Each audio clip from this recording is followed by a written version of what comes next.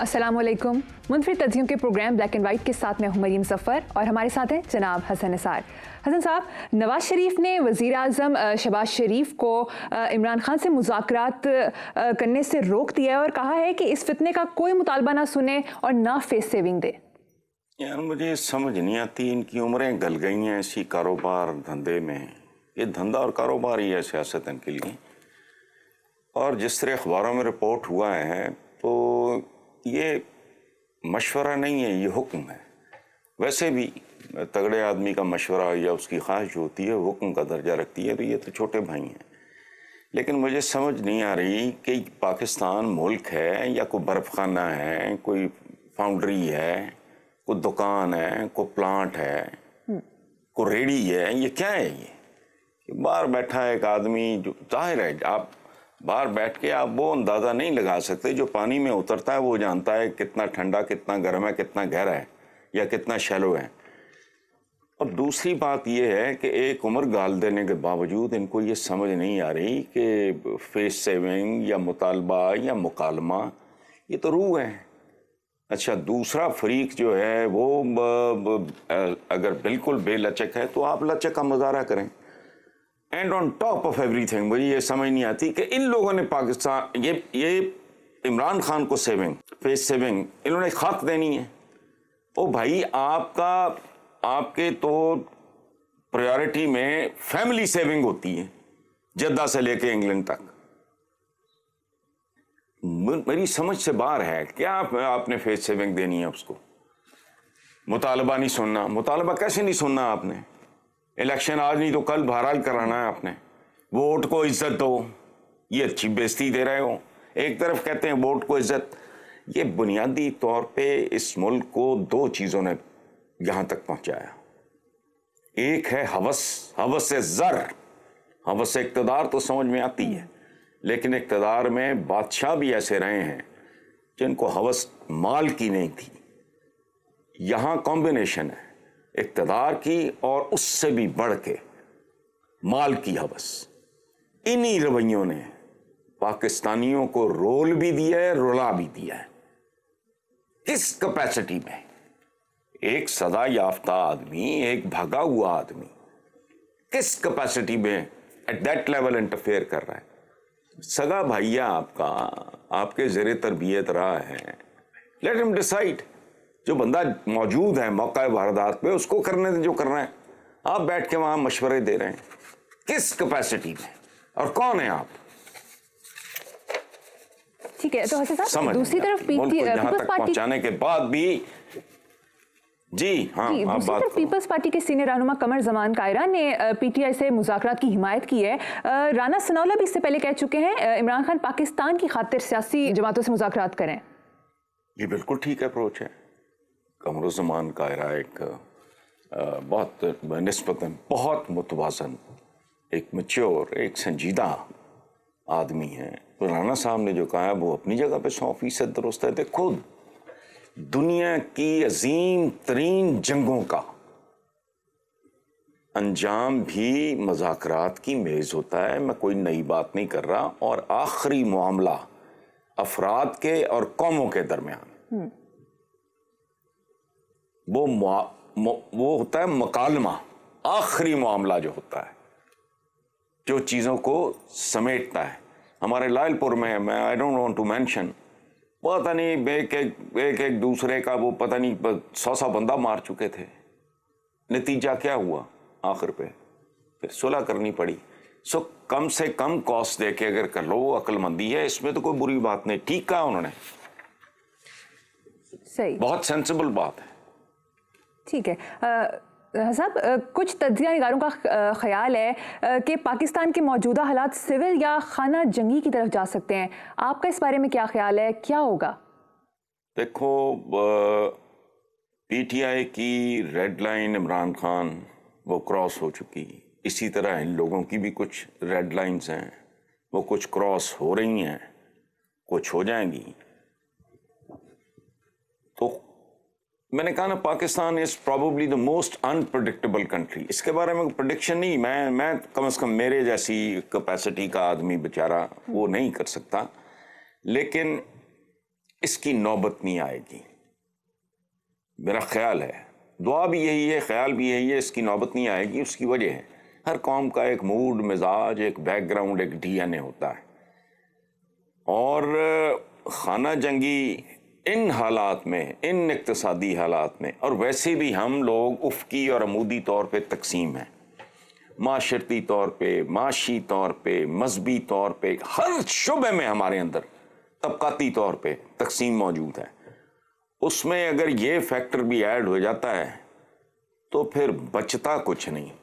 لیکن دوسری طرف بندہ سوچتا ہے کہ یار دنیا کی 6 7ویں بڑی ایٹمی طاقت اور مضبوط ترین فوج, تو کیا وہ الاؤ کریں گے یہ, یا بیٹھے رہیں گے, یا نیوٹرل رہیں گے؟ میرا نہیں خیال. So let's hope for the best. Again it's not possible for me to predict کہ پاکستان جیسے انپریڈکٹیبل معاشرے میں یا کیا کیا نہیں ہو چکا, تو ہونے کو کیا ہے, کچھ بھی ہو سکتا ہے. جی صحیح. حسن صاحب, خواجہ آصف نے کہا ہے کہ عمران خان کا لانگ مارچ اب شارٹ مارچ ہو چکا ہے. ویسے عمران خان کی لانگ مارچ کو لے کر بہت سے لوگ کنفیوژن کا شکار ہیں. کیا یہ عمران خان کی حکمت عملی ہے یا کوئی اور وجوہات ہو سکتی ہیں؟ مریم, میرا ذاتی خیال یہ ہے, اگر آپ امیر تیمور کی ہسٹری پڑھو, اس نے جو بایزید یلدرم کو, ایک آدمی جو کبھی زندگی میں جس نے شکست نہیں دیکھی تھی, اس کے گھر پہنچ کے ادھر ٹرکی میں اس نے ہی ڈیفیٹڈ ہم اونلی بیکاز کہ بایزید یلدرم جیسا جنگجو آدمی, ہمیشہ فتح یاب رہنے والا بندہ, کنفیوز ہو گیا کہ یہ کر کیا رہا ہے. He suddenly disappeared also for a short while. For a short while he just disappeared. اس کو سمجھ نہیں آ رہی تھی, وہ اس کے پیچھے سے طلوع ہوا. اب خواجہ آصف کا ایک اپنا لیول ہے, یہ بی کلاس قسم کی لیڈرشپ, یہ وہ مطلب ہی از ناٹ اے لیڈر, وہ ورکرز میں سے ہے, ایک گلوریفائڈ ورکر ہے, وزیر وزور بن جاتے ہیں. عمران نے تو یہاں بھی آ کے ریکارڈز بنا دیے ہیں. اب میرا ذاتی خیال یہ ہے, یہ جو اچانک اعلان ہوتے ہیں یہ اچانک نہیں ہوتے, یہ سارا کچھ پری پلانڈ ہے. یہ میری انفارمیشن نہیں ہے, میں کسی کے ساتھ رابطے میں نہیں ہوں, یہ قطعاً پری پلانڈ ہے 100%. اچھا, یہ سارے کے سارے 13-14 جتنے بھی ہیں, ان کی اجتماعی عقل بھی جو ہے نا, ان کی اسٹریٹجی کے سامنے ہیچ ہے. یہ بھانڈوں کی طرح جھکتے مار رہے ہیں. اور یہ اصل میں یہ جو بات ہے جی شارٹ ہو چکا ہے, لانگ ہو چکا ہے, میں تو ڈے 1 سے اس ٹرم کے ہی خلاف ہوں. لانگ مارچ 1 سال سے زیادہ کا تھا, ماؤ کا, لاکھوں لوگ نکلے تھے, سینکڑوں بھی نہیں پہنچ سکے وہاں منزل پہ. تو یہ اور بات ہے, یہ لانگ ہے, یہ شارٹ ہے, مت مار دی ہے ان کی, یہی اسٹریٹجی ہے. ان کے ہوش و حواس گم ہیں. ان کے بندے نجی محفلوں میں بیٹھ کے جو گفتگو کرتے ہیں, انفارچونیٹلی میں شیئر نہیں کر سکتا, چونکہ ہمارے جان پہچان کے لوگ ہر پولیٹیکل پارٹی میں ہیں جو ذاتی سطح پہ جاننے والے ہوتے ہیں. تو یہ دیکھتے جائیں, 13 جماعتی بھانمتی کا کنبہ ہے, بونگیوں کی قوالی کر رہا ہے, اور عمران انتہائی مہارت سے اپنے ورکرز کو, خود کو, اپنی ٹیم کو تھکنے بھی نہیں دے رہا, لوگوں کو سکون سے بھی نہیں بیٹھنے دے رہا, ان کو انگیج بھی کیا ہوا ہے, ان کو ڈس انگیج بھی کیا ہوا ہے. وہ ایک حیرت انگیز قسم کی اسٹریٹجی جو ہے نا, انوکھی قسم کی حکمت عملی جو ہے وہ اس نے اختیار کی بھی ہے, جو ان کی سمجھ میں نہیں آ رہی. حضرت سوشل میڈیا پر یہ بحث بھی چل رہی ہے کہ لانگ مارچ کو کامیاب بنانے کے لیے پی ٹی آئی نے خود ہی حملہ کروایا عمران خان پہ. کتنی یہ مکانہ, یعنی کوئی بہت ہی پست دماغ, پست میں اس حوالے سے نہیں کہہ رہا, بہت ہی محدود سوچ کا کوئی نیم پاگل آدمی یہ بات کرے گا. اس کی وجہ ہے ایک بڑا خوبصورت, سنو ادیم ہاشمی کا 2 مصرے سن لو. بموں کی آنکھیں نہیں ہیں جو دیکھ کر پھٹیں, اور اپنے ٹکڑوں کو بے گناہوں سے دور پھینکیں. گولی گولی ہوتی ہے,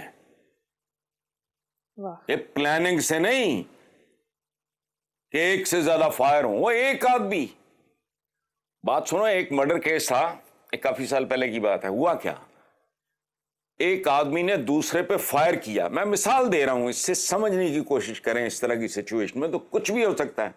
ہوا کیا, اس نے اس کو ڈرانے کے لیے فائر کیا اس کی ٹانگ پہ, وہ بندہ پینک کر کے بیٹھ گیا, سیدھی ماتھے پہ لگی.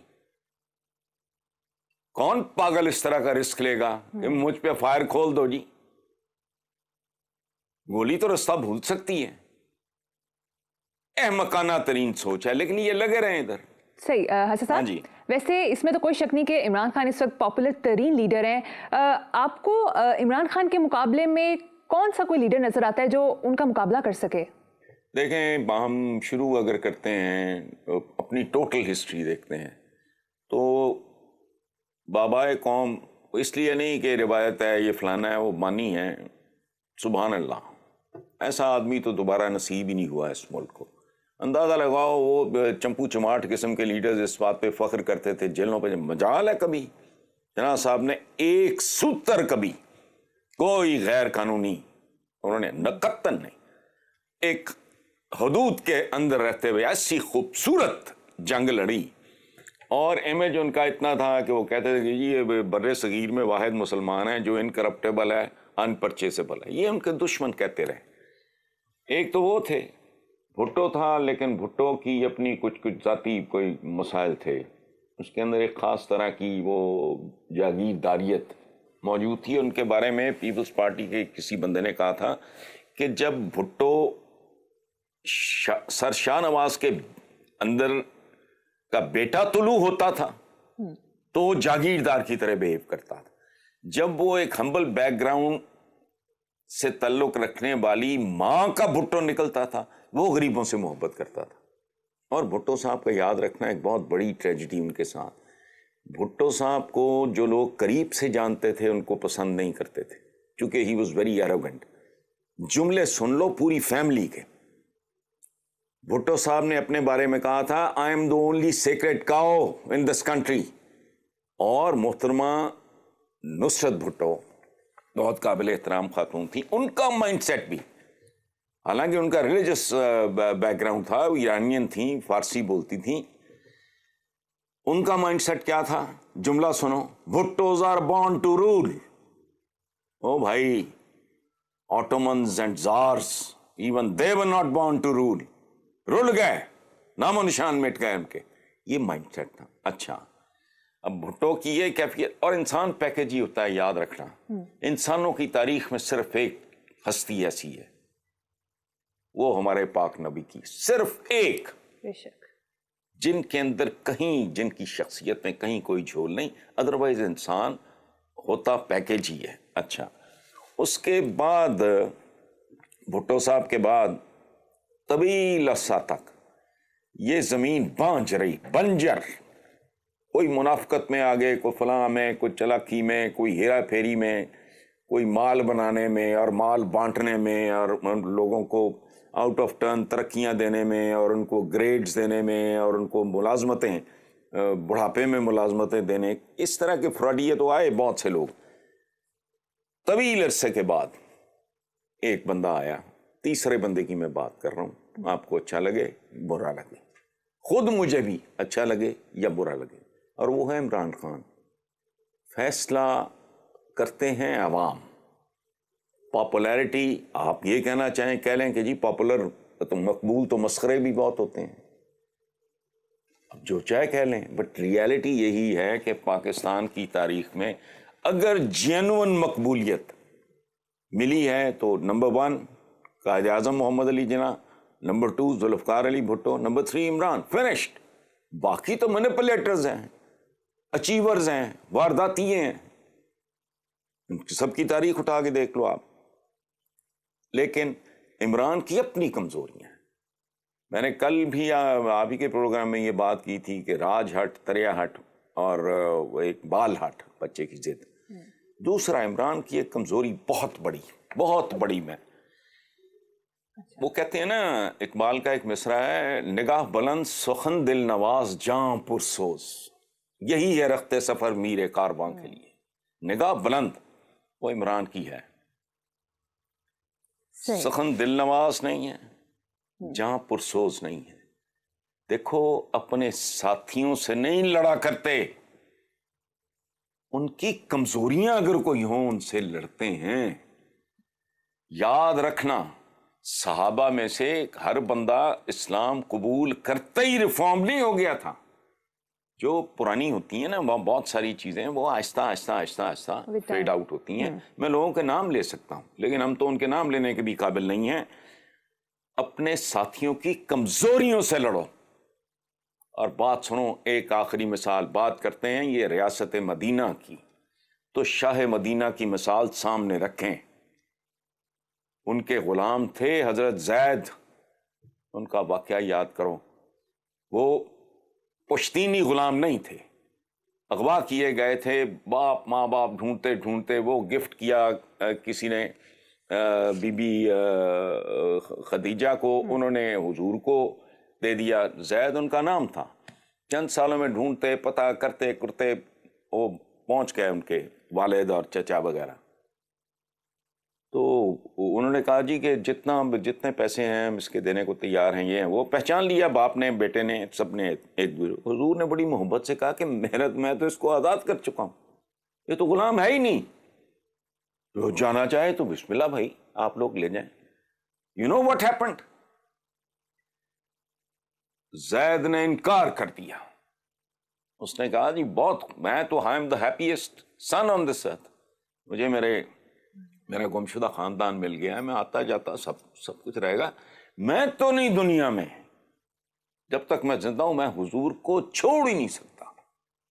اب مجھے یہ بتاؤ، آپ ریاست مدینہ کی بات کرتے ہو تو شاہ مدینہ کے رویے وہ تو ممکن نہیں ہے عام لوگوں کے لیے، لیکن جتنا ماڑا موٹا زندگی میں اس پہ عمل کر سکو،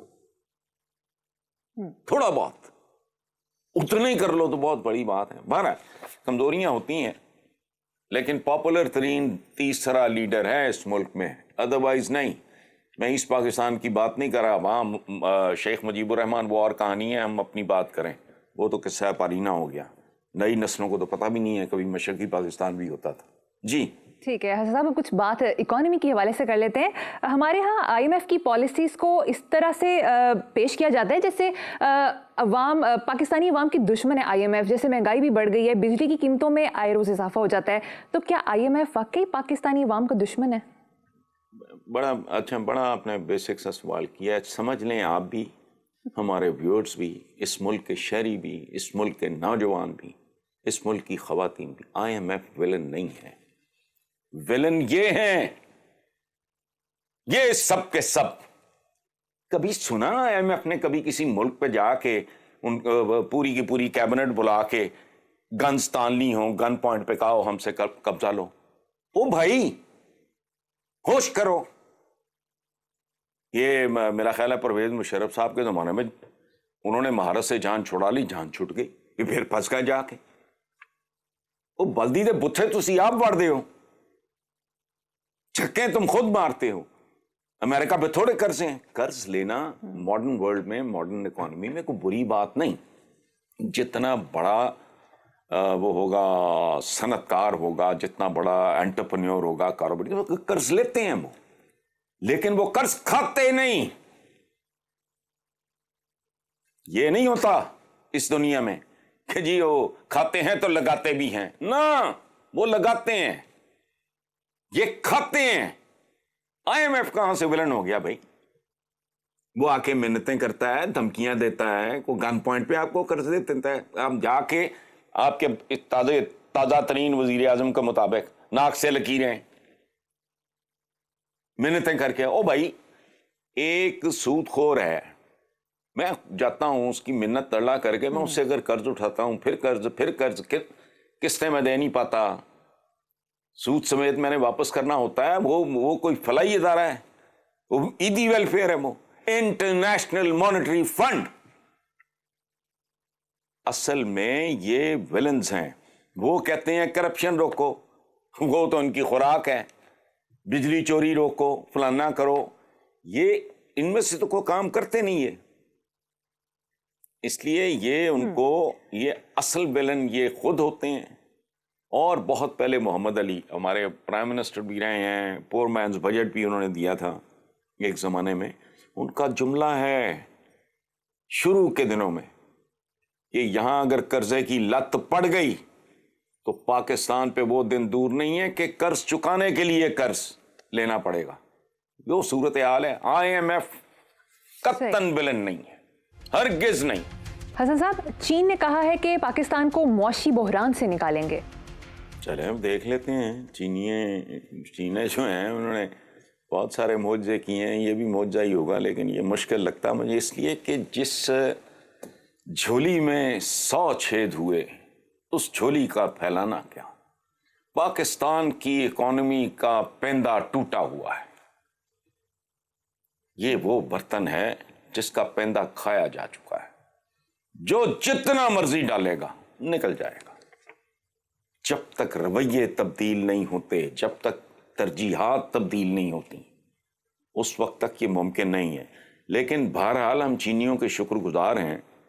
دیکھو انہوں نے ہمارے وزیر اعظم کے استقبال کے لیے اپنے نائب وزیر خارجہ کو بھیجا. یار مہربانی دیکھو, تھے تو نائب وزیر خارجہ ہی نا. میں یہی تو عرض کر رہا ہوں, ان کی مہربانی ہے. ادروائز وہ اپنے کسی سیکشن آفیسر ٹائپ کسی 16ویں 17ویں گریڈ, یعنی اس کے ایکویلنٹ مجھے تو ان کے سسٹم کا نہیں پتا, اگر کسی افسر کو بھوج دیتے تو ظاہر ہے وہ ہمارے وزیر اعظم نے یہ تو نہیں کہنا تھا کہ جی میں واپس جا رہا ہوں, میری توہین ہو گئی فلانا پروٹوکول یہ وہ وغیرہ. تو بہرحال ان کی شفقتوں کا تو اندازہ ہی کوئی نہیں ہے. پاک چین دوستی پہاڑوں سے اونچی, شہد سے میٹھی, سمندروں سے گہری. ان کو یہ نہیں پتا کہ انٹرنیشنل ریلیشنز میں رومانس نہیں ہوتا, ہیر رانجھے نہیں ہوتے, لیلا مجنو نہیں ہوتی, رومیو جولیٹ نہیں ہوتا, شیری فرہاد نہیں ہوتا. آقا اور غلام کا رشتہ ہوتا ہے یا دوستی کا رشتہ ہوتا ہے. اس میں پھر یہی ہوتا ہے. وزیر اعظم کو وزیر اعظم نہیں, نائب وزیر خارجہ ریسیو کرتا ہے. یہ سارے جو ڈائلاگ, ہم چونکہ قوم ہی ڈائلاگ بازوں کی قوم ہے, مکالمے بولنے والے لوگ ہیں ہم. ادروائز یہ وہ ملک ہے جہاں ایک مکالمہ ہٹ رہا ایک زمانے میں اور آج بھی محاورے کے طور پہ استعمال ہوتا ہے. پتہ مکالمہ کیا ہے؟ چوری میرا پیشہ, نماز میرا فرض. بڑا لوگوں نے انجوائے کیا. اس طرح کی صورتحال ہے. وہ کریں گے مدد, لیکن اس لیے نہیں کہ وہ آپ کے تھوبڑے ان کو پسند آئیں یا وہ آپ کی اصل اوقات سے واقف نہیں ہے, آپ کی اصل حیثیت سے واقف نہیں ہے. نو, دیر آر ریزنس. یہ دنیا ایک نئے ورلڈ آرڈر کی طرف جا رہی ہے. میں نے اشارہ بھی کیا تھا پچھلے پروگرام میں. اب رشیا ہے, سعودی عربیہ یا چائنا وغیرہ, تو اس میں حیثیتوں کا تعین ہوتا ہے, اہم ہی نہیں ہے. یہ جو ہے نا برادر برودر, یہ برادر برودر میں ٹھیک ہے اپنی جگہ پہ, چھوٹا بھائی بڑا بھائی ان کا ایک فرق ہوتا ہے, ایک پروٹوکول ہوتا ہے. تو جس حیثیت میں ہم لوگ ہیں, جو ہم پہ جو جتنی بھی مہربانی کر دے. میں کل پرسوں ہی, بلکہ کل رات کی بات ہے, نعیم بخاری صاحب آئے ہوئے تھے اسلام آباد سے, تو ایک دوست کے یہاں کھانا تھا محبوب اسلم صاحب کی طرف. تو رستے میں ایک جمع غفیر تھا خواجہ اسراؤں کا, اس کو ٹرانسجینڈر جو بھی کہہ لو یار, میں حقارت سے کوئی بات نہیں کر رہا, قطعاً ہی نہیں. جس کو قبر یاد ہو وہ, اس کے اندر حقارت نہیں ہوتی, اس کے اندر ایروگنس بھی نہیں ہوتی. بدنام کوئی کرنا چاہے تو اس کی مرضی. اور ایک نہیں, میرا خیال ہے کہ 10-15 تو مجھے نظر آ رہا تھا. وہ پوری وہ ٹریفک جیم تھا کل ہڑتالوں کی وجہ سے, کہ مجھے جو بھی دے دیں گے میں برا نہیں مناؤں گی. میرے ساتھ رانا جاوید عمر بھی تھا. بس سوچ میں پڑ گیا, because I was not carrying my wallet. تو بڑا مجھے دکھ سا ہو رہا تھا. اب جو بھی دے دیں گی میں آپ کو دعا دوں گی اور برا نہیں مناؤں گی, مجھے کچھ اس طرح کی. ہر حلفاً یہ بات کہہ رہا ہوں, کل رات کی بات ہے. ہمیں بہت دور سے جانا پڑا, حالانکہ جانا ہم نے تھا کیولری گراؤنڈ, لیکن وہ یہاں سے پھر ہوتے ہواتے پتہ نہیں کدھر سے نکل کے وہ کینٹ کی طرف سے ہو کے ہمیں جانا پڑا. جو سچویشن تھی, یہ پروٹیسٹ وغیرہ ہو رہا تھی, یہ وہ سارا. تو جو دے دے اس کا بھلا, جو نہ دے اس کا بھی بھلا. ہمیں تو انہوں نے وہاں پہنچا دیا. باقی برادر برودر یہ وہ، اور جو طاقتور ہوتا ہے وہ پھر تھوڑا اپنی ووکیبلری بھی، اپنا ڈکشن بھی چینج کر لیتا ہے. کل تک پوری دنیا ہمیں کہتی تھی کیا تیسری دنیا، گالی تھی. انہوں نے کہا یار کم، اور تو ان کو کچھ نہیں دے سکتے، اچھا لفظ ہے. تو اب وہ کہتے ہیں ڈیولپنگ کنٹریز. ٹھیک. پہلے کہتے تھے وہ معذور ہے، اب کہتے ہیں جی وہ اسپیشل پرسن ہے. تو یہ ان کی زبان ہے، اور وہ کیا بالکل ہمیں کریں گے ریسکیو. اللہ ان کا بھلا کرے. ٹھیک ہو گیا حسن اللہ صاحب. ان کو آباد رکھے. چین جانے والے وزیر اعظم کے وفد میں 48 افراد خصوصی فلائٹ سے گئے ہیں، جس پر 6 کروڑ 60 لاکھ کا خرچہ آیا، اور اسپیشل مینیو میں زعفرانی چکن، کابلی پلاؤ، مٹن کے چپلی کباب، لیم چوپس، میٹھے کی مختلف ڈشز اور فریش جوسی شامل ہیں. غریب عوام کے پیسے پر اتنی موج اور کوئی پوچھنے والا نہیں ہے. پہلی بات تو یہ ہے کہ میرے خلاف آپ نے سازش کیا. آپ کو پتا ہے کہ میں دن میں 1 بار کھانا کھاتا ہوں. آپ نے ابھی مجھے بھوک لگوا دی ہے یہ مینیو سنا کے. جمہوری مینیو ہے.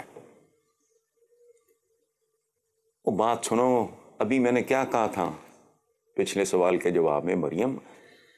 میں نے بیٹا کہا تھا کہ اگر یہ ترجیحات، رویے تبدیل نہیں ہوں گے یہاں کچھ بھی نہیں. اور ساتھ ہی میں نے یہ بھی عرض کیا تھا کہ پاکستان کی معیشت کا جو بھانڈا ہے، اس کا جو پیندہ ہے وہ کھایا جا چکا ہے. تو اس کا کیا مطلب ہے؟ یہی مطلب ہے. یہ بنیادی طور پہ ایک علامتی بات ہے. اگر ایک بھوکے ننگے ملک کا، جس میں کروڑوں میں بے روزگار پھر رہا ہے، جس میں کروڑوں بچہ سکولوں سے باہر ہیں، جس کا کوئی پرسان حال نہیں، دو وقت کی روٹی کے لیے محاورتاً نہیں حقیقتاً لوگ کلپ رہے ہیں، وہاں 48 بندہ، یہ 48 کیا تھے یہ؟ لیکن بات سنو، یہ جب 13 14 15 پارٹیوں کے گینگز، چھوٹے چھوٹے دستے، یہ کیا کہتے ہیں، پتہ نہیں یار، وہ جو چھاپا مار، یہ اس طرح کے جب گینگز ہوں گے تو ان کو اوبلائز کرنا پڑے گا، ان کو حصہ دینا پڑے گا. یہ بھی حصوں کی ایک صورت ہے. جا رہے ہیں، سیریں سوریں کر رہے ہیں، کھانے اڑا رہے ہیں. یہ مطلب یہ کلچر ہے. اور یاد رکھنا، میں کب سے لکھ رہا ہوں، پہلی بار نہیں بول رہا، یہ وہ لوگ ہیں جو آتش فشاں کے دھانے پہ بیٹھ کے پکنک منا رہے ہیں. اور آتش فشاں اگر پھٹ پڑا، یہ لاوا، یہ میری کتاب میں بھی کالے کول میں یہ موجود ہے یہ جملہ. یہ وہ لوگ ہیں جنہیں ہوش نہیں آ رہی. یہ جو آپ کہہ رہے ہو نا کہ یہ مینیو اور 48 بندے کیا کرنے گئے ہوں گے؟ حسن صاحب وہ تو شاید ڈھنگ سے ملے بھی نہ ہو ان کو. 48 کا کیا اچار ڈالنا ہے؟ 48 بندے کیا کریں گے؟ گھر میں بھی یاد رکھو، بندہ اگر دوست احباب کو انوائٹ کرتا ہے تو بڑا اسٹرکٹلی وہ دیکھتا ہے کہ یار اتنے کھوں کہ کمیونیکیٹ کرنے کا، اکٹھے بیٹھنے کا مزہ آئے. یہ بیاہ شادیوں پہ ہجوم میں کون آیا کون گیا، کس نے کتنی سلامی دی، یہ رولے اور ہیں، وہ کہانی اور ہے. دوستوں کی محفل میں بندہ ون میک شیور کہ یار ہر للو پنجو اس کو نہیں، بس دوست احباب بیٹھے ہیں آپس میں. اگر میرے یونیورسٹی کے دوست ہوں گے، میری پوری کوشش ہوگی اور کوئی بندہ نہ ہو. 48 بندے کیا کرنے گئے تھے؟ انہیں کہو کوئی اپنا کوئی جاری کریں اعلامیہ وغیرہ کو، اپنا کو پریس ریلیز دیں کہ کون کون بندہ تھا، ایکسپرٹیز اس کی کیا تھی، ان پٹ کیا ہے اس کی. ککھ بھی نہیں. وہ اکیلا بھی چلا جاتا وزیر اعظم، دے جا سخیہ رائے خدا. تو انہوں نے یہی کہنا تھا جو کہا ہے. باقی ٹھیک ہے، یہ حلوائی کی دکان ہے پاکستان، اس پہ نانا جی کی فاتحہ، دادا جی کی فاتحہ، پردادا جی کی فاتحہ. یہ میں اس طرح کا کاروبار ہے، ڈونٹ ٹیک اٹ سیریسلی. باقی وہ خیر خیرات تو ظاہر ہے متمول آدمی جو ہے وہ اپنے حصے کی کرتا ہے. اور یہ زکوٰۃ صرف ہم ہی نہیں دیتے. جاؤ امریکہ کے دولت مند ترین لوگوں کو اٹھا کے دیکھو تو صحیح، اربوں روپیہ دان کر دیتے ہیں، اربوں ڈالر. روپیہ کو تو چھوڑو، اس کی تو اوقات ہی کوئی نہیں رہ گئی. وہ دان کر دیتے ہیں، وہ ان کے قسم کی زکوٰۃ ہے، تو ہم ہی نہیں دیتے. تو جس قوم کے جس بندے کے پاس ہوتا ہے، اس کے اندر کا ایک انسان 100% تو نہیں مرتا. وہ دان کرتے ہیں، وہ کر دیں گے جی. لیکن یہ فخر والی بات ہے کہ ہم آپ کو سنبھال لیں گے. اندازہ لگاؤ बाइज्जत आदमी वैसे डूब मरता है। लोग बेरोजगारी और ये वो डाके नहीं डालते, खुदकुशी कर लेते हैं, बच्चे मार के फिर मर जाते हैं। ठीक। या पूरा खानदान संकिया खा के मर जाता है। ये रोज अखबारों में छपती हैं खबरें। एक ऑप्शन तो और होता है ना उनके पास, डाके शुरू करते हैं। मरना ही है ना, गोली से मर जाए आदमी।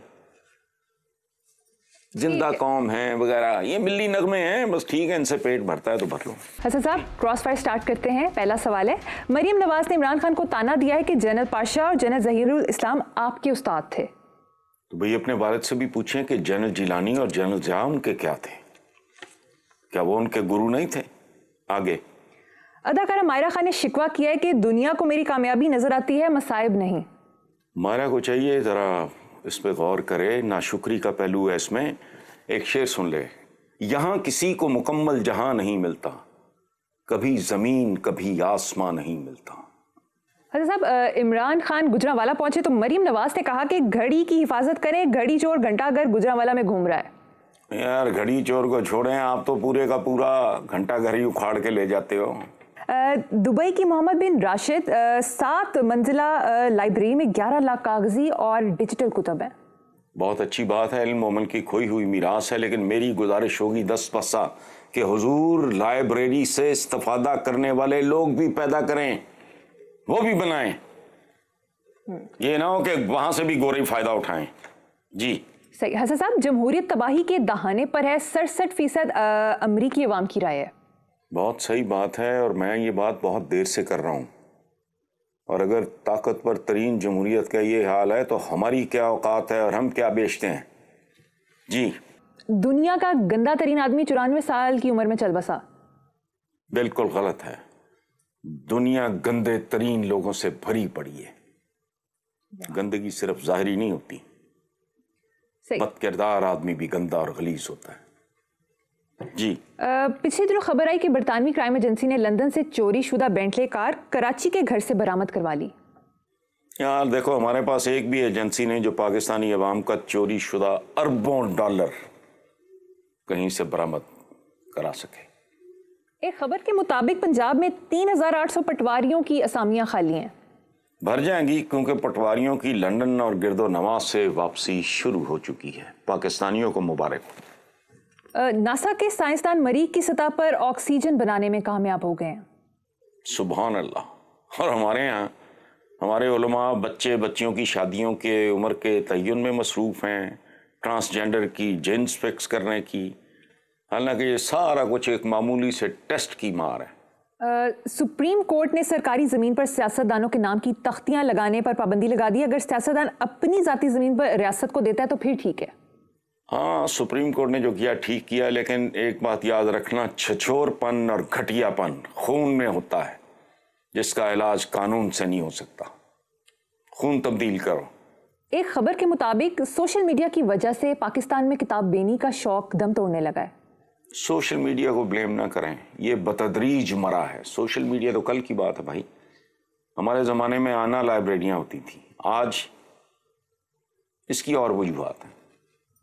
मरीम नवाज ने लंदन से प्रेस कॉन्फ्रेंस करते हुए कहा है कि इमरान खान के लॉन्ग मार्च में 1000-2000 लोग आते हैं, अगर 20,000 भी आ जाएं तो क्या फ़र्क पड़ता है। फ़र्क नहीं पड़ता तो इतनी लंबी चौड़ी जाली मसनूई प्रेस कॉन्फ्रेंस करने की क्या ज़रूरत थी। शहबाज शरीफ साहब ने बताया कि डाइन भी 3 घर छोड़ देती है, इमरान दुश्मन के हाथों में खेल रहा है। डाइन तो बेसिकली 7 घर भी छोड़ सकती है, आपने तो छोड़ा ही कुछ नहीं। जी। मरीम नवाज ने कहा है पाकिस्तान और नवाज शरीफ इकट्ठे नीचे गए। पाकिस्तान इक्तसादी तौर पे और नवाज शरीफ साहब अखलाकी तौर पे मुल्क छोड़ के भाग गए यार दूसरी बार।